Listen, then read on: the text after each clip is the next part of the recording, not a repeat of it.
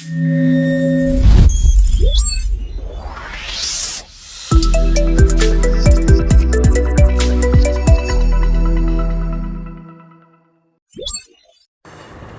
Of automata की कुछ important concepts के बारे में बात करते हैं।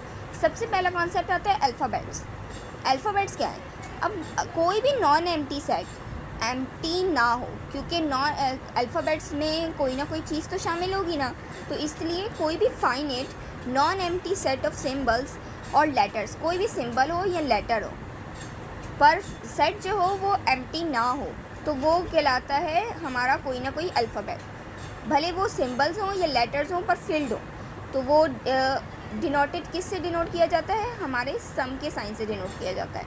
ठीक है, अब इसकी एग्जांपल्स कुछ इस तरह से ले लो कि ए बी ये फाइनाइट सेट है। फाइनाइट सेट मतलब इनफाइनाइट सेट ना हो। इनफाइनाइट सेट क्या होता है? जिनको हम काउंट नहीं कर सकते, पर इसको हम काउंट कर सकते हैं। तो ए और बी हमारा फाइनाइट नॉन एम्प्टी सेट है, तो ये एक अल्फ़ाबेट है। इस तरह ये भी एक अल्फ़ाबेट है, ये भी अल्फ़ाबेट है। लेटर्स हो या नंबर्स मैटर नहीं करते, बट अल्फ़ाबेट्स होने चाहिए। सिंबल्स भी हो सकते हैं, लेटर्स भी हो सकते हैं, कुछ भी हो सकता है। अब लेटर क्या है? लेटर एक सिंगल कैरेक्टर है जो अल्फ़ाबेट्स में होता है। ए टू जी, ए से लेके जेड तक जो भी अल्फ़ाबेट्स होंगे, अगर वो सिंगल हैं, यानी सिंपल ए है, सिंपल बी है या सिंपल सी है, तो इस तरह जेड तक जितने भी हैं, तो वो सब जो हैं हमारे लेटर्स में शामिल होते हैं। सो वर्ड क्या है? वर्ड एक मीनिंगफुल कॉम्बिनेशन है लेटर्स का। मतलब ऐसे लेटर्स का कॉम्बिनेशन बना दो जो कोई ना कोई मीनिंग दे रहे हो, कि जिनका कोई ना कोई मतलब हो। फॉर एग्जाम्पल ले लो कि यहाँ पे देखो CAT, 3 लेटर मिलकर एक मीनिंगफुल वर्ड बना रहे हैं जो कि है कैट। तो ये हमारा एक वर्ड हो गया। नेक्स्ट है स्ट्रिंग्स। स्ट्रिंग्स इसी तरह का है पर थोड़ा सा ऑपोजिट है।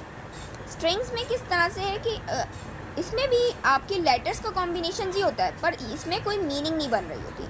ऐसे लेटर्स का कॉम्बिनेशन जो हमारा कोई ना कोई मीनिंग ना दे रहा हो। फॉर एग्जांपल यहाँ पे देखो ABAB, इसका क्या मीनिंग है? हो सकता है कोई मीनिंग नहीं हो सकता, बट ये एक स्टिल एक कॉम्बिनेशन है, तो हम इसे भी काउंट करते हैं। इसे हम कहते हैं स्ट्रिंग। नेक्स्ट है टोकन। टोकनाइजेशन यूजली हमारे कंप्यूटर्स में यूज़ होता है, बट ज़्यादातर ये चीज़ जो है हमारे रिसेंटली AI में यूज़ की जाती है। स्ट्रिंग जो है टोकनाइज की जाती है, किस बहुत डिफरेंट तरीके से टोकनाइज की जाती है। जैसे यहाँ पे देखो, अगर हमारा एक कॉम्बिनेशन है BABAB और B, तो इसको किस तरह से टोकन कर सकते हैं? आप बहुत तरह से इसे टोकनाइज कर सकते हो। हमने इसे इस तरह से टोकनाइज किया। अब ये वैलिड क्यों है? क्योंकि ये जो है अब हमारे अगर सवाल में मैं देखूं, सवाल में हमारी एक अदर ये वैल्यूज़ दी हुई है, हमें इसे टोकनाइज करना है।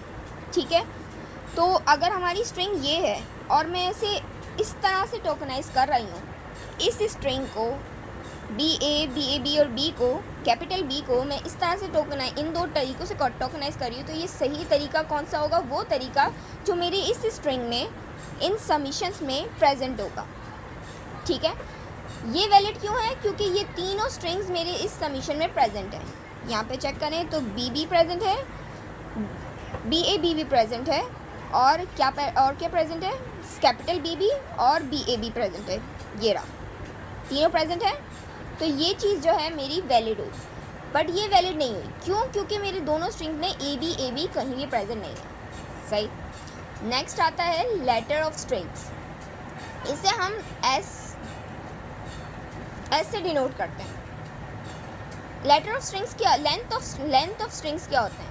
लेंथ ऑफ स्ट्रिंग्स यूजली होते हैं किसी भी आपकी पर्टिकुलर सेट में जितने नंबर ऑफ लेटर्स मौजूद है ना, वो आपकी स्ट्रिंग की लेंथ कहलाती है।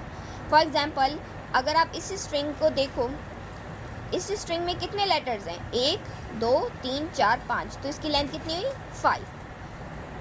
और टोकनाइज करना बहुत आसान है। आप फॉर एग्जांपल आपके पास ये स्ट्रिंग है, अब आपने इस स्ट्रिंग को टोकनाइज कैसे करना है? इसके हिसाब से। मतलब आपकी टोकनाइजेशन में या तो B हो, या तो AB हो, या तो BAB हो, या तो D हो, इनके अलावा और कोई नंबर का कॉम्बिनेशन नहीं बनाना आपने। तो अगर आप उस तरीके से लेके चलोगे तो इसका टोकनाइजेशन कुछ इस तरह से बन सकती है, बी ए बी बी और डी। तो इसकी लेंथ कितनी है 5, इस लेंथ के तरह ही है। तो ये इस तरह से टोकनाइज किया जाता है। Reverse of string, reverse of string करना बहुत ही आसान होता है। रिवर्स ऑफ स्ट्रिंग में क्या कर रहे होते हो आप, जो भी पर्टिकुलर स्ट्रिंग आपको दी गई होती है उसको आप रिवर्स कर लेते हो। मतलब फर्स्ट लेटर आपके सबसे एंड में आता है और सबसे आखिरी लेटर जो है आपके सबसे फर्स्ट में आता है। आप यहाँ से स्टार्ट करोगे, जैसे D B B A B B capital B फिर ए फिर कैपिटल बी, इस तरह से। तो इसका रिवर्स क्या हुआ, इसका ही ऑपोजिट, ठीक है।